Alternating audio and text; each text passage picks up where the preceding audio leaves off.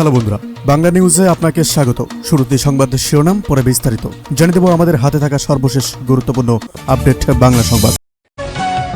আগামী 12 ফেব্রুয়ারি শুধু সাধারণ নির্বাচনই নয়, বরং একই দিনে একটি বিশেষ গণভোটের ডাক দিয়েছে প্রধান উপদেষ্টা। কিন্তু কেন এই গণভোট এবং এর মাধ্যমে সংবিধানে কি পরিবর্তন আসছে তা জানলে আপনি অবাক হবেন।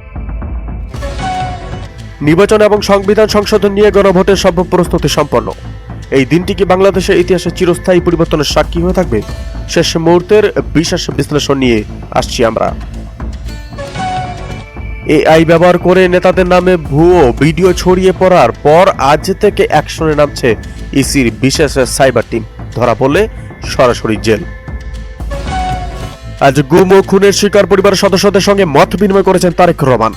সেখানে পরিবারের সদস্যদের দেওয়া বয়ানে উঠে এসেছে রোমহর্ষক সব তথ্য। বিস্তারিত আসছে। ট্রান্সপারেন্সি ইন্টারন্যাশনাল বাংলাদেশ বলছে, 8টি নতুন অধ্যাদেশ জারির ক্ষেত্রে সরকার বিশেষ একটি গোষ্ঠীর কাছে মাথা নত করেছে। আমলাতন্ত্রের কোন গোপন প্রভাবের কথা বলা হচ্ছে টিআইবি? আজ বিকেলে আসন ভাগাভাগি নিয়ে চূড়ান্ত ঘোষণা আসার কথা থাকলেও শেষ মুহূর্তে তা বাতিল করা হয়েছে।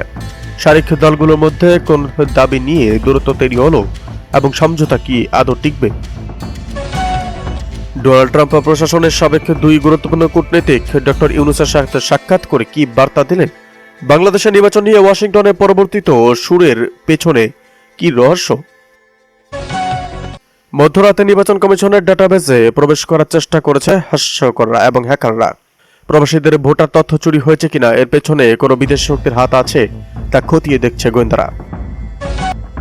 ও দ্বৈত নাগরিকত্বরা নির্বাচনের সুযোগ পেলে রাজপথে নামার হুঁশিয়ারি এনসিপির। এফিডেভিটের মাধ্যমে আপিল শুনানিতে দ্বৈত নাগরিক ও ঋণখেলাপিরা নির্বাচনের সুযোগ পেলে রাজপথে নামার হুঁশিয়ারি দিয়েছেন জাতীয় নাগরিক পার্টি অর্থাৎ এনসিপির মুখপাত্র আসিফ মোহাম্মদ সজীব ভুইয়া। শনিবার বাংলা মোটরে এনসিপি কার্যালয়ের সংবাদ সম্মেলনে এই হুঁশিয়ারি দেন তিনি। আসিফ মোহাম্মদ বলেন, আগামীকাল আপিল শুনানি শেষের দিনে যদি ঋণখেলাপি ও দ্বৈত নাগরিকদের নির্বাচনের সুযোগ দেওয়া হয় তাহলে অ্যাকশনে যাব। তিনি আরো বলেন, বিদেশি নাগরিককে নির্বাচন করতে দেব না। কোনো ব্যাখ্যা বা এখতিয়ার বহির্ভূত হবে। কমিশন তাদের কোনো সুযোগ দিলে আদালত ও রাজপথ। এদিকে বগুড়ায় তালা খুলে দেওয়ার পর দলীয় কার্যালয়ে সভা করলেন জাপা নেতারা। বগুড়ায় জাতীয় পার্টির অর্থাৎ জাপা দলীয় কার্যালয় দখল করে টানানো ব্যানার সরিয়ে নেওয়ার পর তালাও খুলে দেওয়া হয়েছে। জেলা প্রশাসক মোহাম্মদ তৌফিকুর রহমানের নির্দেশনার পর মঙ্গলবার সন্ধ্যায় কার্যালয় তালা খুলে দেওয়া হয়। এরপর আজ বুধবার বিকেলে জেলা জাপা সেখানে সভা করে। দলীয় সূত্রে জানা গেছে, জাপার প্রতিষ্ঠাতা সাবেক প্রেসিডেন্ট হোসেন মোহাম্মদ এরশাদ এবং সাবেক প্রধানমন্ত্রী বেগম খালেদা জিয়ার রোগের মাগফিরাত কামনা করে বুধবার বিকেলে দোয়া মাহফিলের আয়োজন করেন জাপা। এতে দলটির কেন্দ্রীয় ও স্থানীয় নেতারা অংশ নেন।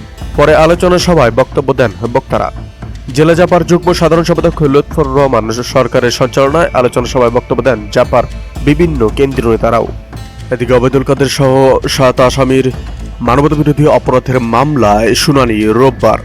24 জুলাই আগস্টে ছাত্রজনতার গণ অভ্যুত্থানে সংগঠিত মানবতাবিরোধী অপরাধের অভিযোগে আওয়ামী লীগের সাধারণ সম্পাদক ওবায়দুল কাদের, যুগ্ম সাধারণ সম্পাদক আফম বাহাউদ্দিন নাজিম সহ পলাতক 7 আসামির বিরুদ্ধে চলা মামলার শুনানির দিন ধার্য রয়েছে আগামীকাল 18 জানুয়ারি। গত বৃহস্পতিবার আন্তর্জাতিক অপরাধ ট্রাইব্যুনাল 2 মামলায় পলাতক 7 আসামির পক্ষে রাষ্ট্রনিযুক্ত আইনজীবী নিয়োগের আদেশ দেন। মামলার অন্য আসামিরা হলেন সাবেক তথ্য সম্প্রচার প্রতিমন্ত্রী মোহাম্মদ আলী আরাফাত, যুবলীগের চেয়ারম্যান শেখ ফজলে শামস পরশ ও সাধারণ সম্পাদক মাইনুল হোসেন খান নিখিল এবং ছাত্রলীগের কেন্দ্রীয় সভাপতি সাদ্দাম হোসেন ও সাধারণ সম্পাদক শেখ ওয়ালি আসিফ ইনান। গত 18 ডিসেম্বর এ মামলায় আনুষ্ঠানিক অভিযোগ দাখিল করে প্রসিকিউশন। পরবর্তীতে পলাতক আসামিদের হাজির হতে পত্রিকায় বিজ্ঞপ্তি প্রকাশের আদেশ দেন ট্রাইব্যুনাল। এদিকে নেতাকর্মীদের উদ্দেশ্যে জামায়াত আমিরের নির্দেশনা। দলের নেতাকর্মীদের প্রজ্ঞা ও ধৈর্যের পরীক্ষা এবং পরিচয় দেওয়ার আহ্বান জানিয়েছেন বাংলাদেশের জামায়াতে ইসলামীর আমির ডক্টর শফিকুর রহমান। আজ বুধবার বিকেলে নিজের ভেরিফাইড ফেসবুক পেজে দেওয়া এক পোস্টে এই আহ্বান জানান তিনি। ফেসবুক পোস্টে তিনি বলেন, বহু ত্যাগ এবং কোরবানির সিঁড়ি বেয়ে প্রিয় সংগঠন ও জাতির মহান আল্লাহ তাআলার একান্ত মেহেরবানিতে এ পর্যায়ে এসে দাঁড়িয়েছে। নেতাকর্মীদের উদ্দেশ্যে জামায়াত আমির বলেন, সময়টা জাতীয় নির্বাচন এবং জাতীয় জীবনের জন্য অতি গুরুত্বপূর্ণ একটি বাক। এই সময় সবাইকে সর্বোচ্চ প্রজ্ঞা ও ধৈর্যের পরিচয় দিতে হবে, দায়িত্বশীল আচরণ করতে হবে, কারো ব্যাপারে কোনো ধরনের বিরূপ আচরণ করা থেকে বিরত থাকতে হবে। তিনি আরো বলেন, আমাদের উদ্দেশ্য একমাত্র আল্লাহ তাআলার সন্তুষ্টি অর্জন। আশা করি আমরা সবাই সর্বোচ্চ দায়িত্বশীলতার পরিচয় দেব।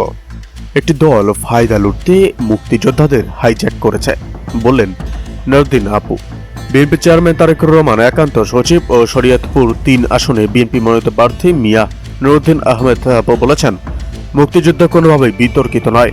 গত ১৭ বছর ধরে একটি দল নিজেদের রাজনৈতিক স্বার্থ হাসিলের জন্য মুক্তিযোদ্ধাদের হাইজ্যাক করে মুক্তিযুদ্ধকে বিতর্কিত করার চেষ্টা করছে। শনিবার দুপুরে শরীয়তপুরের ভেদরগঞ্জ উপজেলা মুক্তিযোদ্ধা কমপ্লেক্সে মুক্তিযোদ্ধাদের সঙ্গে মত বিনিময় সভা শেষে তিনি কথা বলেন। নূরউদ্দিন আপু বলেন, বিএনপি হচ্ছে মুক্তিযোদ্ধাদের দ্বারা প্রতিষ্ঠিত একটি দল। ১৯৭১ সালে শহীদ রাষ্ট্রপতি জিয়াউর রহমানের স্বাধীনতার ঘোষণায় সারা দিয়ে সমগ্র জাতি ঐক্যবদ্ধভাবে রণাঙ্গনে ঝাঁপিয়ে পড়েছিল। সেই ঐতিহাসিক সত্য অস্বীকার করার কোনো সুযোগ নেই। এদেশের অন্য কোনো রাজনৈতিক দলের প্রতিষ্ঠাতারা সরাসরি রণাঙ্গনের মুক্তিযোদ্ধা ছিলেন না। সেই দিক থেকে বাংলাদেশের জাতীয়তাবাদী দলই একমাত্র দল যার প্রতিষ্ঠাতা সরাসরি মুক্তিযুদ্ধে